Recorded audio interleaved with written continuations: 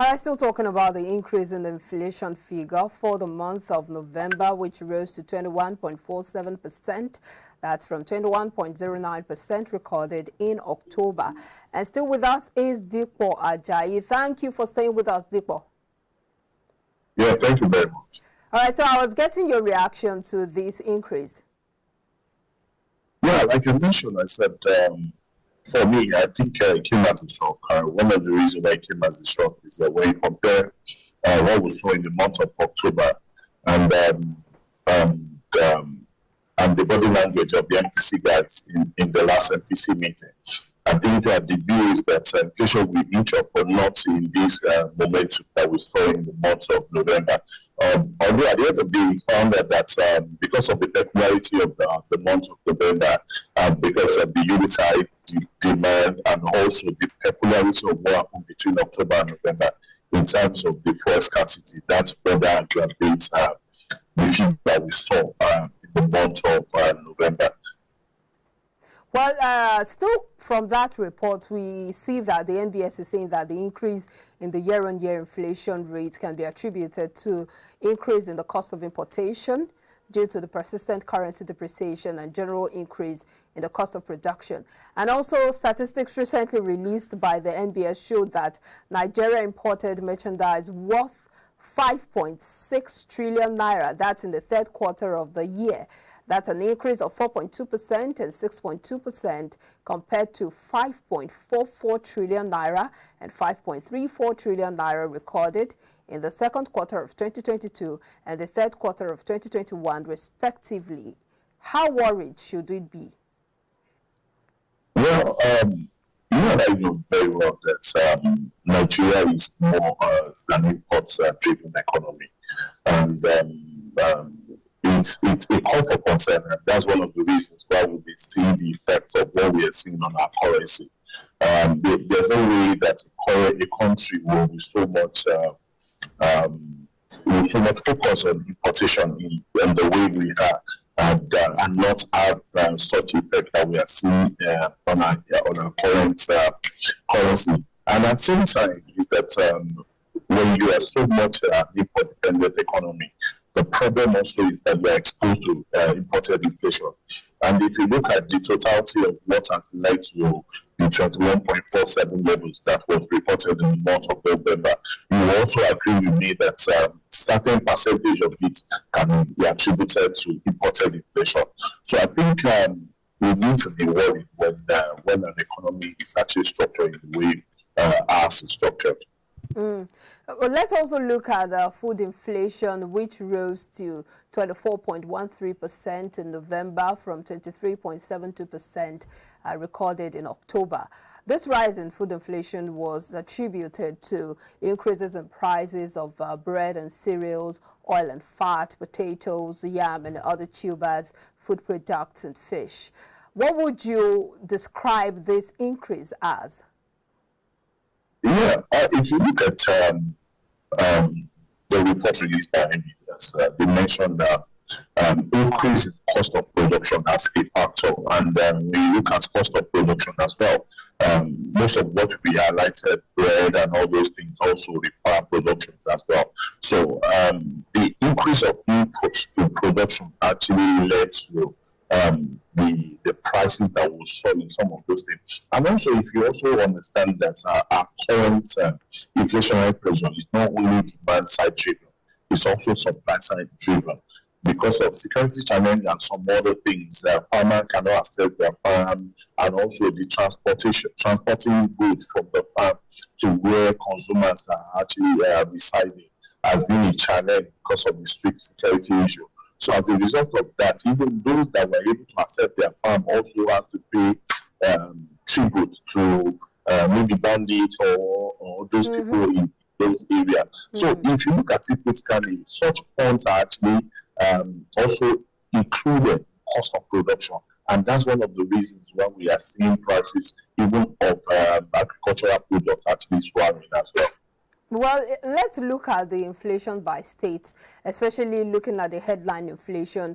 We see Ebonyi State recording the highest rate at 26.1%. That's in November, followed by Kogi and River State with 25.84% and 24.45% respectively. Could we link this to the recent flood devastation?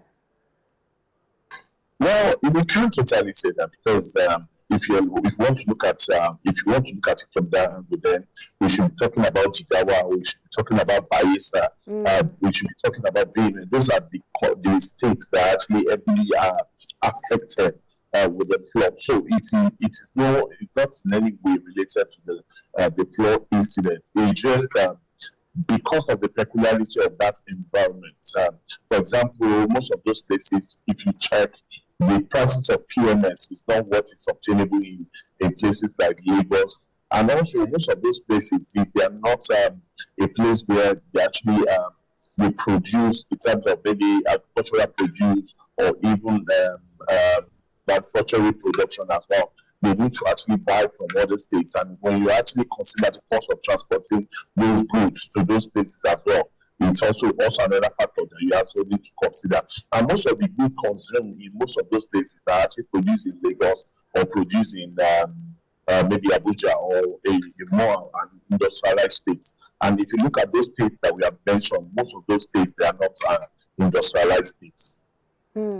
Well, but what about that of states that recorded the lowest figures? Looking at Sokoto recording 19.0.2% and Cross River recording 19.17%, which recorded the slowest rise in headline year-on-year inflation.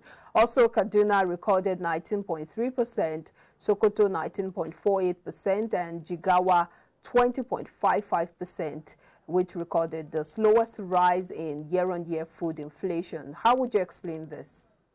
So, if you look at these things, if you mentioned 4 states, and 3 of those states are from the north, and we are talking about food inflation. Now, you and I know that when you're talking about production of foods, you are looking at the north, and these people, they have proximity to these products as well. They are the producer of most of those products, so it means that they can easily consume it at a lower price. If you visit most of those places, the cost of food are actually very cheap in most of those environments. It's the cost of transporting those foods from those environments. Let's take, for example, the cost of transporting food from Sokoto to Lagos.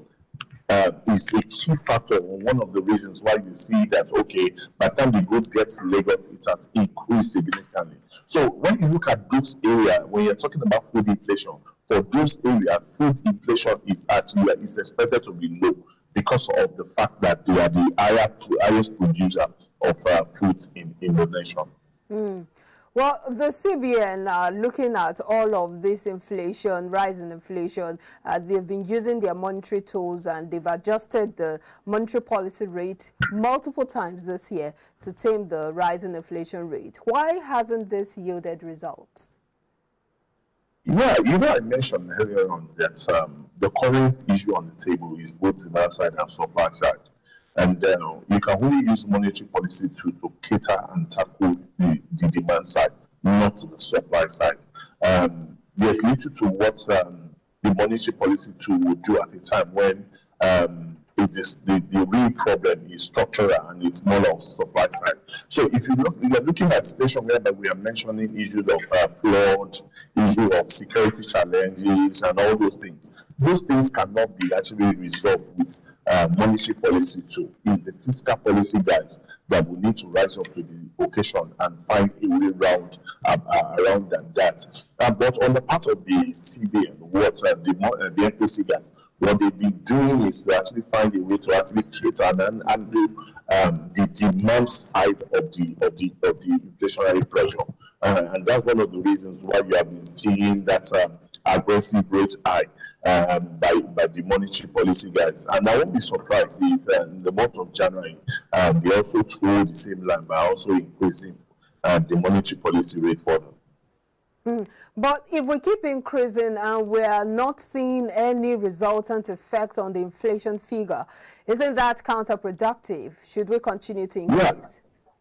I get what you're saying, and on the part of the monetary policy guys, what they are actually to try to avoid is that you don't want to get a level of runaway inflation where it will not be very difficult for you to actually tame the inflationary pressure.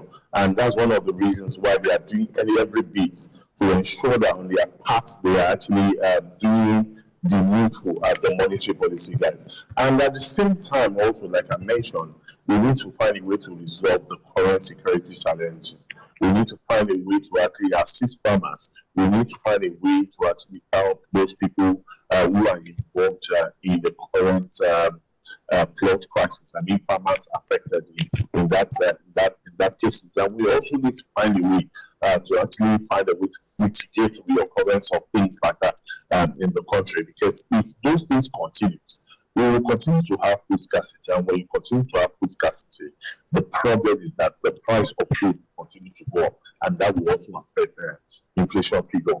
And also, we also need to also look at the fact that also aside that, also we need to find a way to actually solve the current effect challenge crisis. And because if you look at the rate at the year, compared to what we are seeing in the parallel market, it's close to about 300 differential if you look at that.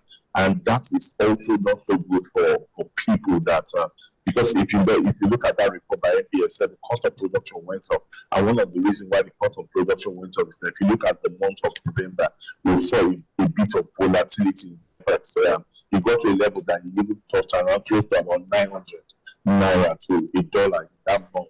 And also, if we can't continue to see that level of volatility and that level of depreciation in currency, and inflation will not continue to go up. So I think what the policy guys are doing, they are doing their piece, but it has a limit. It has a limit, and it gets to a level where it will not be potent again, and it's not achieving anything. And at that point, it will rather be causing for that happen, because what that means is that rates will be up in the sky, and at the same time, corporate organizations will find it very tough to actually raise money in the market, and also accessing money from the bank will be maybe close to about 30-35%, which will further worsen their situation. So I think the government needs to do their bit on the supply side, and the CBN. All right, talking about measures that the CBN can take, especially as it concerns stemming the rising inflation that continues to increase. And he's talking about the MPR, the monetary policy rate that the CBN has continued to increase, saying that, well, that deals with the supply side, but the demand side also needs to be dealt with, especially by the federal government. And that's Dikwa Ajayi giving us his take on the current rise in inflation trend. Well, we hope that we're able to join him again so that we can conclude on this conversation. Thank you for joining us again, Dikwa. Yeah, I'm here with you. Well, let's look at the other measures that the CBN has taken. For instance, the recent redesigning of the higher denomination Naira notes, which have been rolled out from yesterday, December 15th. And then they've reduced the maximum withdrawal limit from over-the-counter to 100,000 Naira and 500,000 Naira weekly for individuals and organizations, respectively. And this, according to them, is to tame inflation, amongst other reasons. Are you optimistic about this policy? I don't think the core reasons for actually redesigning the currencies is about taming inflation. But they listed it as one of the reasons. I think that's just going to be a byproduct of the main reason. That's not the main reason, okay. Because the trying to actually stiffen the economy by actually reducing the level of cash, and although that will also affect business. You understand, and I understand that will also affect business. So although that's why it's going to be like a byproduct of it, because of what that would mean, the level of cash in the circulation will actually reduce drastically. Because if you remember.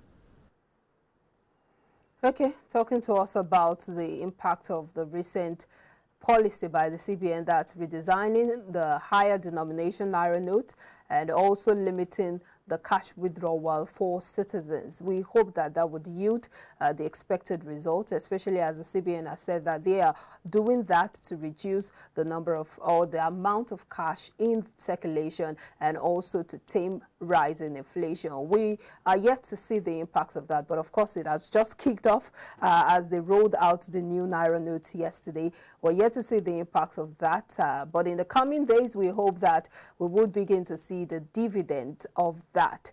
But of course, let's also look at this season, which of course is the festive season. What impact would this figure, this inflation figure, have on Nigerians as they prepare to celebrate Christmas and indeed the rest of the festive season? Dikwa, are you back with us? Yeah, I'm back with you. Good. Now let's look at the impact of this figure, this increase in inflation on the Yuletide season on Nigerians as they begin to prepare to celebrate with family and loved ones. I think it's going to be a bit tough. It's going to be a tough one for people at this time because what it simply means that the cost of things will actually go up, and as a result of that, people might find it very difficult to actually purchase what they actually can, what they've been buying at will. So it's not going to be as rosy as it's always been. It's going to be it's time where people now have to draw a scale of reference to actually know, okay, what do I actually need and what do I actually want, so that at this point you know that it's what you need that will prevail over what you want at this particular point in time because of prices of goods. All right, let's get your final thoughts as we coast home on this topic. Dikwa, can you hear me? Yeah, I can hear you. Tell me what to say. I'd like to hear your final thoughts on this rise in inflation trend. Well, my final thought is just what's part of what I mentioned earlier on is that the CBN should actually find a way to actually put an end to the volatility in the FX space, try to actually align all exchange markets, in the parallel markets, align all markets so that that will help businesses to actually plan and also reduce the level of volatility we are seeing currently in prices of goods and services. And also on the part of the government as well, the government needs to actually double up on reducing or bringing to an end to security challenges that farmers are actually facing and people are actually facing.